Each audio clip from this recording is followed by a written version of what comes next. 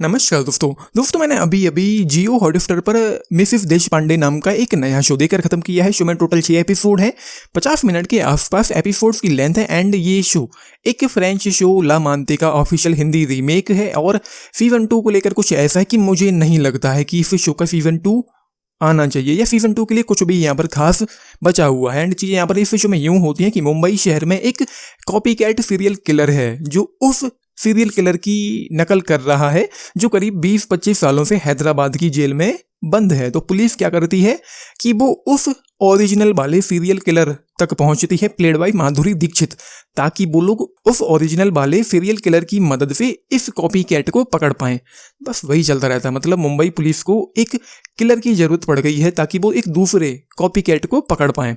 ये इस शो की कहानी है। एंड उसके अलावा इस शो में हमको पहली बार ऐसा देखने को मिला है कि माधुरी दीक्षित जो कि आज की डेट में 58 ईयर्स ओल्ड हैं, वो एक सीरियल किलर को प्ले कर रही हैं। एंड सबसे बड़ा सवाल, जो सबसे पहला सवाल मेरे मन में आया है वो ये है कि इतनी एज हो जाने के बाद माधुरी दीक्षित इस शो की चॉइस क्यों बनी, कैसे बनी, किस लिए बनी, ये मेरी समझ से थोड़ा परे है। और ये शो 50-50 मिनट की लेंथ वाले 6 एपिसोड मुझे काफ़ी ज़्यादा कमज़ोर लगा है, बोरिंग लगा है, ठंडा लगा है।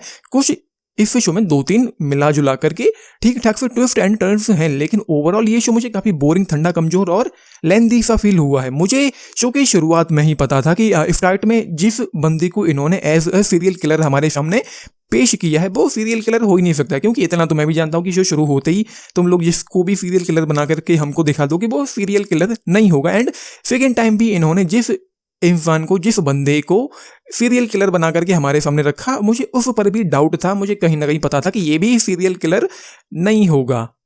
फिर आगे चल करके जब चीज़ें पता चलती हैं तो वो एक छोटा मोटा सा ट्विस्ट था। और ये शो बहुत ज़्यादा, जैसा कि मैंने कहा, काफ़ी लेंथी फील होता है। इस शो को देखते हुए मुझे कहीं पर भी वो वाली इमोशनल डेप्थ फील नहीं हुई है कि मैं पूरी दुनिया भूल करके इस शो में खो जाऊं।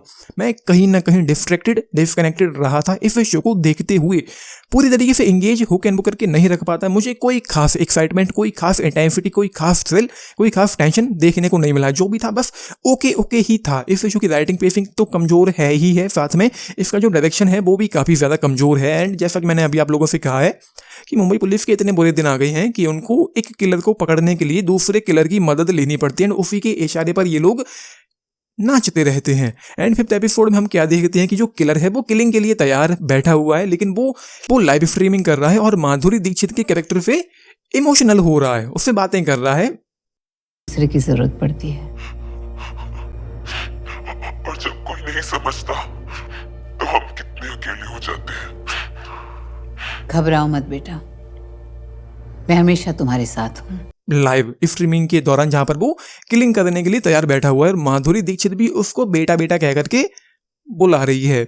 तो ये चल रहा है इस शो में। मुझे ये शो कहीं से भी, किसी भी एंगल से, किसी भी लिहाज से कुछ खास अच्छा नहीं लगा है। मतलब मैंने एक्सपेक्ट किया था, हालांकि मैंने आज की डेट में ट्रेलर जो है उनको तो देखना बंद ही कर दिया है पूरी तरीके से। बट मैंने सोचा था कि मे बी यहाँ पर कुछ ठीक ठाक हो, बट हॉटस्टार की जो रेप्यूटेशन है, अच्छा कैसे हो सकता था।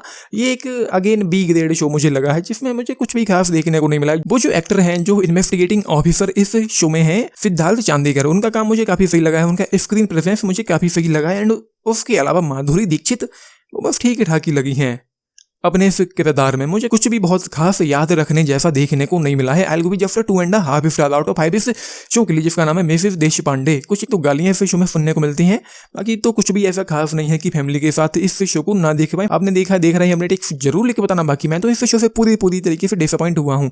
बाकी लाइक, शेयर एंड सब्सक्राइब करना चैनल को, वीडियो को under. This is Nitish, thank you.